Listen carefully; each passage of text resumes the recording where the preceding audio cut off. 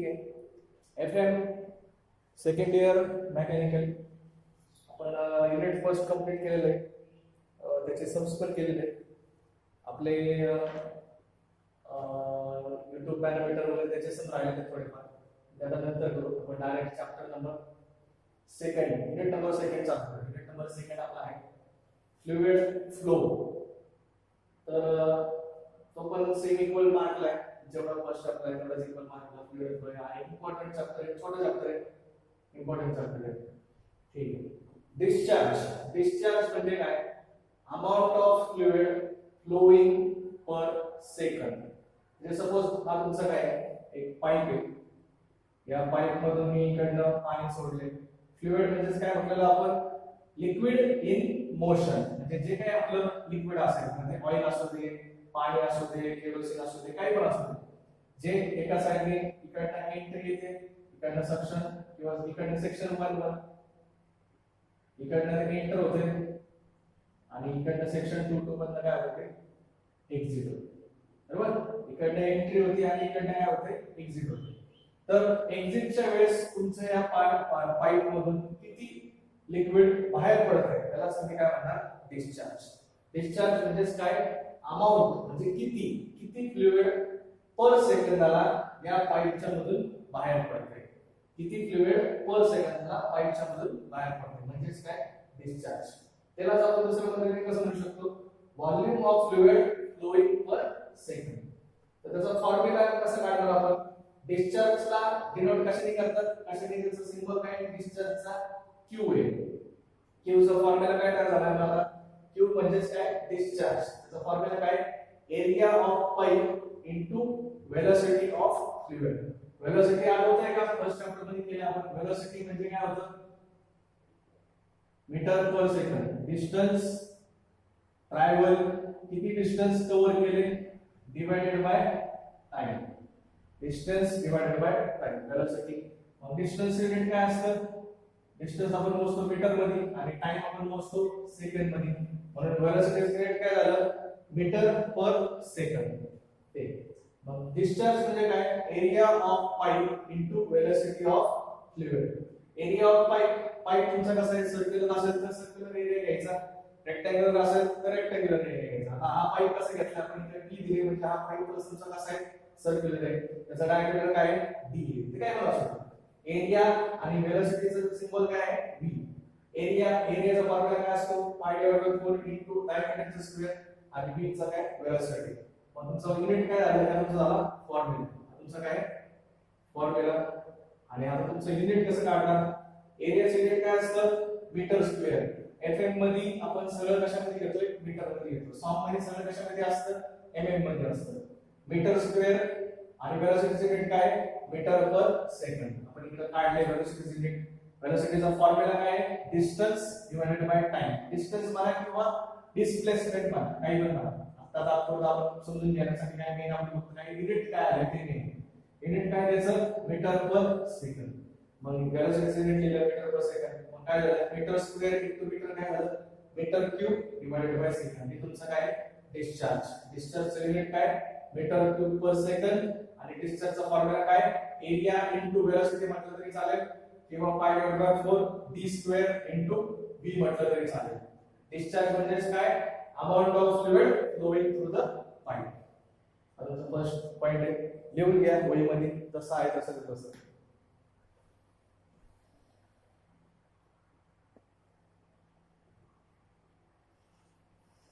ठीक आहे. Next continuity equation. Continuity equation काय? आपण पाईप घेतले, हा तुमचा काय? पाईप आहे. त्याचं क्रॉस सेक्शन कसं आहे? टेपर आहे, म्हणजे वेगवेगळं क्रॉस सेक्शन. सेक्शन 1 ला डायमीटर जास्त आहे, त्याला आपण समजा नाव देऊ d1. सेक्शन 2 ला तुमचं डायमीटर कमी आहे थोडंसं, डायमीटर d2. आणि सेक्शन 3 ला तुमचं डायमीटर काय? सगळ्यात कमी d3. म्हणजे याचा क्रॉस सेक्शनल एरिया वेगळा येणार आहे, याचा क्रॉस सेक्शनल एरिया वेगळा येणार आहे, याचा क्रॉस सेक्शनल एरिया वेगळा येणार आहे. तर जर असं जर असेल आणि जर मी इकडनं फ्लुइडचा फ्लो सप्लाय केला, फ्लो ऑफ फ्लुइडचा जर मी फ्लो केला, तर इकडनं जेवढं लिक्विड येते तेवढंच लिक्विड इकडनं बाहेर पडणार आहे. आउटपुट तुमचा काय सेम असणार. आउटपुट हा तुमचा काय continuity equation. Continuity equation simple शब्दात सांगायचं म्हटलं तर इकडनं जेवढं डिस्चार्ज फ्लुइडचं असणार आहे तेवढंच डिस्चार्ज इकडनं बाहेर पडणार आहे. म्हणजे जेवढं लिक्विड इकडनं आतमध्ये येणार आहे तेवढंच लिक्विड इकडनं बाहेर पडणार आहे. हा तुमचा काय कंटिन्युटी इक्वेशन आहे. when pipe of any cross section म्हणजे क्रॉस सेक्शन असं काय कसं पण असू दे, हे सरळ नुसतं सेम डायमीटर जरी असलं तरी पण चालेल, टेपर असेल तरी पण चालेल, असं वाढत जाणार असेल तरी पण चालेल, कसं पण असलं तरी चालेल. तुमचं पाईप कसं पण असू दे. when pipe of any cross section is considered, the amount of fluid flowing at any section is always remains constant. फ्लुइडचा तुमचा जो फ्लो आहे तो तुमचा काय असणार आहे कॉन्स्टंट असणार आहे. सेक्शन 1 ला पण तेवढाच आहे, सेक्शन 2 ला पण तेवढाच आहे आणि सेक्शन 3 ला पण तेवढाच आहे. तिन्ही सेक्शनला तुमचं फ्लुइड फ्लो काय असणार आहे सेम असणार आहे. Fluid flow amount of fluid flow म्हणजेच काय डिस्चार्ज, म्हणजे तुमचा डिस्चार्ज काय असणार आहे सेम असणार आहे, कॉन्स्टंट असणार आहे. मग जर आपण कन्सिडर केला असं pipe, consider fluid flow through the varying cross sectional pipe as shown above. वरती दाखवल्याप्रमाणे आपण एक डायग्राम काढली आणि इकडनं आपण काय केले फ्लुइडला सक्शन केले, इनलेट केले आणि इकडनं काय तुमचं आउटलेट केले. Then consider section 1 2 3. सेक्शन 1 2 3 आपण कन्सिडर केले तर कंटिन्युटी इक्वेशन प्रमाणे काय म्हणता येईल आपल्याला की फ्लुइड फ्लो इज कॉन्स्टंट. तुमचा फ्लुइडचा फ्लो काय कॉन्स्टंट आहे by continuity equation. Fluid flow constant म्हणजे काय discharge at section 1 is equal to discharge at section 2 is equal to discharge at section 3. Discharge म्हणजे काय Q, Q1 is equal to Q2 is equal to Q3. आणि मग अशा आपण formula काढला Q चा फॉर्म्युला काय होता एरिया इनटू वेलोसिटी. म्हणून सेक्शन 1 च्या वेळेस आपले एरिया वेगवेगळे आहे, याचा एरिया वेगळा, याचा एरिया वेगळा, याचा एरिया वेगळा. वेलोसिटी इकडे असताना वेगळी असणार, इथे असताना वेगळी असणार, इथे असताना वेगळी असणार. म्हणून त्याला नाव दिले त्याच्यानुसार. Q1 च्या जागी काय दिलं area 1 into V1 is equal to Q2 च्या जागी A2 V2 आणि Q3 च्या जागी A3 V3. मग तुमचं कंटिन्युटी इक्वेशन कंट्रोल विचारले 2 मार्काला 4 मार्काला कसं विचारते पूर्ण लिहायचं. 4 मार्काला जरी विचारलं तरी पण एवढंच लिहायचं, 2 मार्काला विचारलं तरी पण एवढंच लिहायचं. Q1 is equal to Q2 is equal to Q3 किंवा A1 V1 is equal to A2 V2 is equal to A3 V3. लिहून घ्या.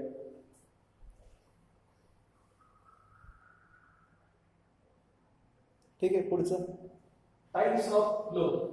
आता फ्लो चे प्रकार म्हणजे समजा लिक्विड एका बाजूने एका पाईपामधून दुसरीकडे जर जात असेल तर कोणत्या प्रकारचे वेगवेगळे प्रकारचे तुमचे फ्लो तयार होतात. सगळ्यात पहिल्यांदा स्टेडी फ्लो. स्टेडी फ्लो म्हणजे संथ, एक संथ म्हणजे जेवढी क्वांटिटी फ्लुइडचं सपोज एक पाईप, जेवढं फ्लुइडची क्वांटिटी इकडनं आलेली आहे तेवढंच फ्लुइडची क्वांटिटी इकडनं बाहेर पडते. तुमची quantity of fluid flowing per second is constant. त्यालाच काय तुम्ही म्हणता स्टेडी फ्लो.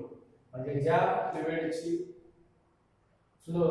जेव्हा फ्लोची क्वांटिटी तुमची काय असणार आहे इनलेटला आणि आउटलेटला येताना आणि जाताना तुमची क्वांटिटी म्हणजे अमाउंट किती लिक्विड त्याच्यातून बाहेर पडते आणि येते.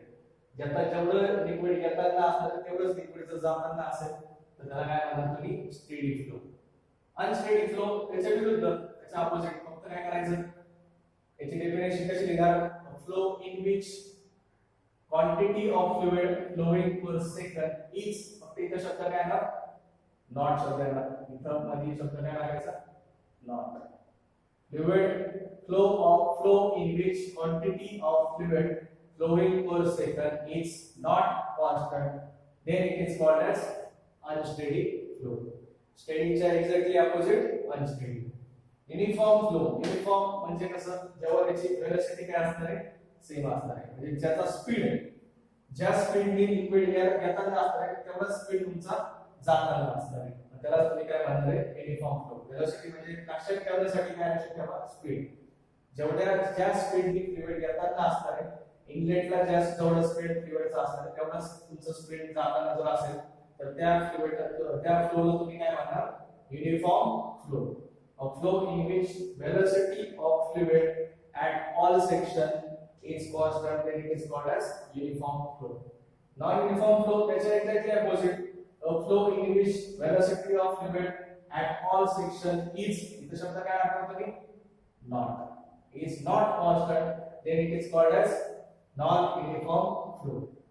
समजले दोन्ही डेफिनेशन? लॅमिनार फ्लो डायग्राम तुम्हाला दिलेली आहे. लॅमिनारचं प्रत्येक लिक्विड कशाचं बनलेले आहे? मॉलिक्युल्स. प्रत्येक गोष्ट कशाची बनलेली आहे? मॉलिक्युल्सची बनलेली आहे. मग लिक्विडचे मॉलिक्युल्स बघा कशाचे काय असते? एकमेकांना क्रॉस झालेत का ते? एक पाण्याचे जे थेंब आहेत ते एकमेकांना क्रॉस झालेत का? नाही झाले. ते सरळ सरळ एका लाईनने एकमेकांना क्रॉस करत नाही. मग त्या प्रकारच्या फ्लोला काय म्हणायचं? Laminar flow. A flow in which, असा फ्लो ज्याच्यामध्ये each liquid particles, लिक्विडचा प्रत्येक single particle has definite path. Path म्हणजे काय? रस्ता. प्रत्येक लिक्विडला त्याचा सेपरेट रस्ता आहे. म्हणजे सपोज हा जो पहिल्या नंबरचा असेल, हा दुसऱ्या नंबरचा असेल, तर पहिल्या नंबरचा लिक्विड पार्टिकलचा रोड कसा आहे? सरळ आहे. दुसऱ्या नंबरचा लिक्विडचा पार्टिकलचा रोड कसा आहे? सरळ आहे. ते एकमेकांना क्रॉस करतात का? नाही करत. मग अशा फ्लोला काय म्हणायचं? Laminar flow. A flow in which each liquid particles has definite, म्हणजे ठरवलेलं या रोडने जायचं की याच रोडने जायचं, has definite path and path of individual particles, आणि जो त्याचा मार्ग ठरवलेला आहे तो एकमेकांना ते क्रॉस करत नाही. हे इथे दिलेलं आहे. A path of individual particles म्हणजे वैयक्तिक जो रस्ता ठरवलेला आहे तो does not cross, तो क्रॉस करणार नाही. The path of individual particles does not cross each other, then it is called as laminar flow. Laminar flow चं सिंपल असे ठेवायचं की त्याचा लिक्विड पार्टिकल्सचा पाथ एकच असणार आहे, डेफिनेट असणार आहे आणि ते एकमेकांना क्रॉस करणार नाही. तर अशा फ्लोला काय म्हणायचं? Laminar flow. टर्बुलंट फ्लो त्याच्या अपोजिट डायग्राममध्ये बघा एकमेकांना ते क्रॉस झालेले आहेत, त्याचा जो पाथ आहे तो एकमेकांना क्रॉस झालेला आहे. A flow in which each liquid particles does not have, इथे शब्द काय फक्त चेंज केलाय? does not have. He definition आणि ही डेफिनेशन सेमच आहे. फक्त इथं काय? डेफिनेट पाथ आणि इथं काय? does not have definite path. And path of individual particles does not cross each other. इथं काय? part of individual particles does not, sorry, path of individual particles cross with each other. म्हणजे ते एकमेकांना काय करताय? क्रॉस करताय. Cross with each other, then it is called as turbulent flow.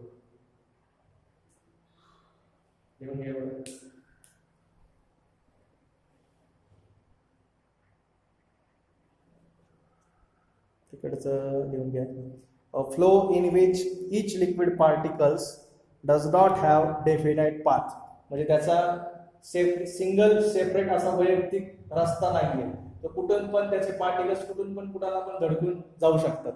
does not have definite path and path of individual particles, म्हणजे त्यांचा जो वैयक्तिक रस्ता ठरलेला आहे तो एकमेकांना ते काय करतात? क्रॉस करतात. and path of individual particles cross with each other, then it is called as turbulent flow. येऊन घ्या पूर्ण सगळं.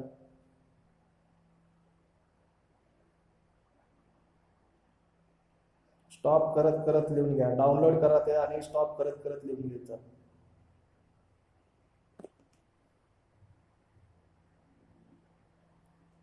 ठीक आहे. Next rotational flow. Rotational flow म्हणजे कसं की सपोज हा तुमचा लिक्विड पार्टिकल्स आहे, इकडनं पुढे चाललंय, पुढे जर चाललेला असताना ते जर स्वतः गोल फिरत फिरत जर गेले एकमेकांना न धडकता, एकमेकांना हे आता बघा हे गोल काढल्याचा अर्थ काय? हे एक लिक्विडचा पार्टिकल आहे आणि हा एक लिक्विडचा पार्टिकल आहे. हा पार्टिकल जो आहे तो त्याचा तेवढ्या गोल मध्ये सर्कल मध्ये गोल फिरत फिरत फिरत असं पुढे जर जात असेल एकमेकांना न धडकता, तर त्याला काय म्हणायचं? Rotational flow. Flow in which fluid particles also rotate. फ्लुइडचा जो पार्टिकल आहे तो पण काय होतं? गोल फिरतो about their own axis, स्वतःच्याच ऍक्सिस भोवती तो गोल गोल फिरत फिरत जर पुढे जर जात असेल फ्लो होत होता. व्हाईल फ्लोइंग म्हणजे ड्युरिंग मोशन. व्हाईल फ्लोइंग म्हणण्याच्या आधी तुम्ही काय म्हणा? ड्युरिंग मोशन म्हणजे पुढे जातात. मोशन मध्ये असताना जर फ्लुइडचा पार्टिकल्स त्याच्या भोवतीच गोल फिरत फिरत जर पुढे गेला तर त्या फ्लोला काय म्हणायचं? Rotational flow. इररोटेशनल फ्लो त्याच्या अपोजिट, तो गोल फिरणार नाही, काही समजत नाही, तो काय करणार? फक्त स्ट्रेट मोशन मध्ये जाणार. Flow in which liquid particles does not rotate. वरती काय होतं रोटेट, खाली काय आले डज नॉट रोटेट.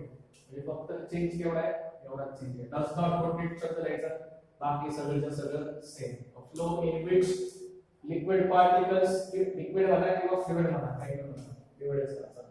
पण flow in which fluid particles does not rotate about their own axis during motion, then it is called as irrotational flow. Now one dimensional flow म्हणजे जर तुम्हाला फ्लुइडचं जर म्हणजे फ्लो दाखवायचा असेल, फ्लो दाखवताना जर तुम्ही तो एका स्ट्रेट लाईनने दाखवता, तर ही स्ट्रेट लाईन आहे, स्ट्रेट लाईनने जर दाखवला तर त्याला तुम्ही काय म्हणता वन डायमेन्शनल फ्लो. म्हणजे फ्लो इकडनं इकडे चालणार एकाच direction. Flow in which stream lines शब्द पाठ करा. स्ट्रीम लाईन्स म्हणजे लक्षात ठेवण्यासाठी फक्त काय लक्षात ठेवा सिम्बॉल. तुम्हाला जर फ्लोचा सिम्बॉल दाखवायचा असेल किंवा तुमचा फ्लो कसा होतोय त्याचा सिम्बॉल दाखवायचा असेल, त्याचे स्ट्रीम लाईन्स दाखवायचे असतील तर तुम्ही कसं दाखवता. Flow in which stream lines of flowing particles may be represented by a straight line किंवा असं म्हणा flow in which stream lines of moving particles. बरोबर आहे. फ्लो इन विच म्हणजे जेव्हा तुम्हाला फ्लो दाखवायचा असेल की बाबा तो फ्लो कुठून कुठे जातोय सिम्बॉलिकली सिम्बॉल दाखवायचा त्याचा, आणि जर तो तुम्ही तो स्ट्रेट लाईनने जर दाखवला तर त्याला काय म्हणतो तुम्ही one dimensional flow. Flow in which stream lines of moving particles हे सगळे मूव्हिंग पार्टिकल होते, त्याचा तुम्हाला म्हणजे हे पण काय तुमचा वन डायमेन्शनल फ्लो आहे कारण तो कशाने दाखवला आहे स्ट्रेट लाईनने दाखवला. Stream lines of moving particles may be represented by a straight line, then it is called as one dimensional flow. Two dimensional flow म्हणजे तुमची दोन लाईन दाखवणार म्हणजे थोडीशी अशी दोन डायमेन्शन. वन डायमेन्शन म्हणजे कसं फक्त समजा लेंथ आपण सॉम मध्ये शिकलेलो. वन डायमेन्शनल समजा तुमचा हा क्यूब आहे, आपला ब्लॉक आहे बरोबर. आपण युनिफॉर्म फ्लो किंवा युनिफॉर्म ऍक्सिस कशी बघितली, फक्त एक्स ऍक्सिस असेल तर वन डायमेन्शनल म्हणायचो. टू डायमेन्शन म्हणजे कसं दोन एक्स आणि वाय असेल तर, आणि थ्री डायमेन्शन म्हणजे कसं होतं आपलं झेड वाय असेल तर तसंच इथे सेम. जर नुसतं एक्स असेल तर त्याला काय म्हणायचं one dimensional.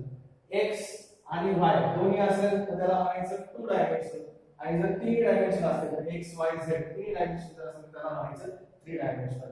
Flow in which stream lines of moving particle may be represented by a curve. आता हे कर्व सगळं झाला आकाराचा सेट कसा झाला कर्व झाला. may be represented by a curve असं फिरतं त्याच्यामुळे त्याला कर्व म्हणतात. may be represented by curve then it is called as two dimensional flow. आणि stream lines of moving particle may be represented by a space मला किंवा लक्षात ठेवण्यासाठी क्यूब, आपला जो सॉम मध्ये जो क्यूब होता किंवा बार होता आपण बार म्हणायचो ना बार. जर तुम्ही तो बार चे दाखवला किंवा तीन डायमेन्शन जर दाखवला एक्स एक्स चाललंय नंतर वाय असं चाललंय सॉरी एक्स चाललंय झेड चाललंय परत काय झालंय वरती चाललंय x Y Z three dimension झालंय म्हणून त्याला काय म्हणतात आपण three dimensional flow. Types of flow मधले कोणते पण चार टाइप्स तुम्हाला डेफिनेशन कंपल्सरी येणार आहे पेपर मध्ये. इम्पॉर्टंट आहे 2 मार्क किंवा 4 मार्काला मिनिमम तुम्हाला भेटले पाहिजे. याचे देऊन घ्या सगळे व्यवस्थित.